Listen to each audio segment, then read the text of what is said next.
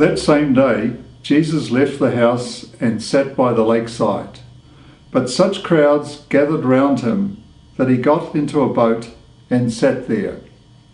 The people all stood on the beach, and he told them many things in parables. He said, "Imagine a sower going out to sow. As he sowed, some seeds fell on the edge of the path, and the birds came and ate them up.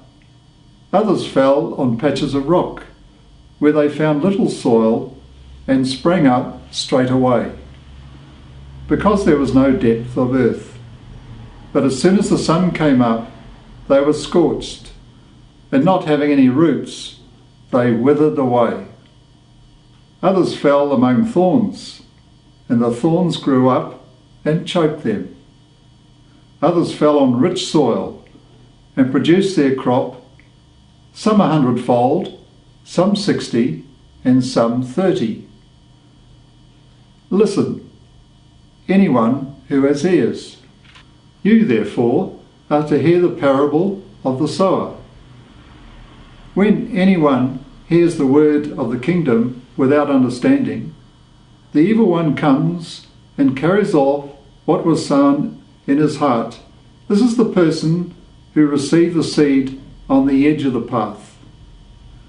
The one who received it on patches of rock is the one who hears the word and welcomes it at once with joy. But he has no root in him. He does not last. Let some trial come or some persecution on account of the word, and he falls away at once.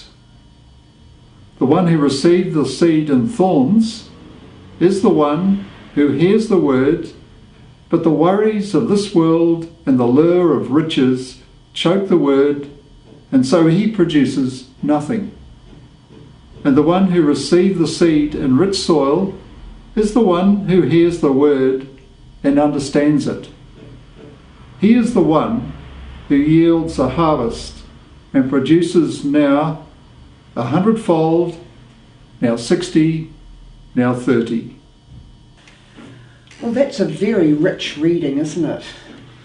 It's a parable too, and for some reason Jesus found it better to talk in parables than tell them straight what he was really trying to say.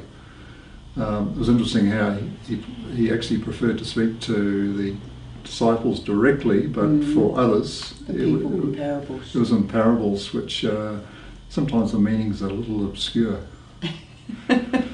I think for me, like over the years we've had this explained to us so it doesn't feel obscure.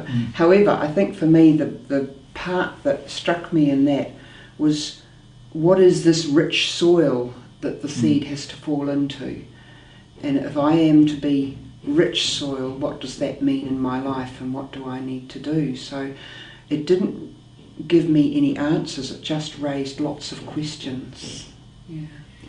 Yes, I was thinking about the seed and how you're dropping seeds just about every day, but you're never sure what kind of soil they're going into, and sometimes you don't even know you're doing it. It's just words you say, or maybe your actions, or people may just see something in you. You don't have to say anything. It's just there's just something registers in them about you, and it tells them something about God.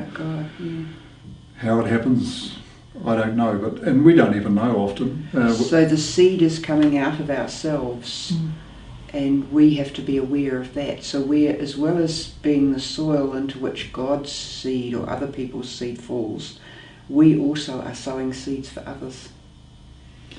Yes, I believe so. And as I said, we don't quite know what soil, whether it's on the edge of the path, or whether it's on rocky ground, or it's amongst thorns. But I can often relate to the one amongst thorns, because sometimes, the cares and worries of day to day can actually they can stifle your faith and cause you to dry up. So I can relate to that one, because sometimes that's just how I feel. I feel as if I'm actually being stifled by what's happening around me. There's too many things growing around you, kind of. Yeah. Yeah. If I could only just manage to get my head up again and focus on Jesus once again. So how do you get your head up again? The way I do it is I accept that some days go better than others, and that I have to ride out the difficult days and not make bad decisions. It's always trying to make the right decision, and I know when you're not in the best frame of mind, it's so easy to make a bad decision. So if I'm not in the right frame, if it's not important, if it's important, I'll leave it until I really I'm in the right space to be able to handle it. Yeah. So you are there paying attention to what's happening in your life and enriching your life in that way, aren't you? Yes. Yeah. I was thinking, like, to prepare the soil and make it rich, what do I need to do? And I'm thinking, the quiet space in my day needs to be protected and the busyness mustn't get too much. And that's basically what you've been saying too, isn't it? Because even though God is with us in the busyness and works in the busyness, there is also a special way God comes to us and is with us in our quiet and our reflection.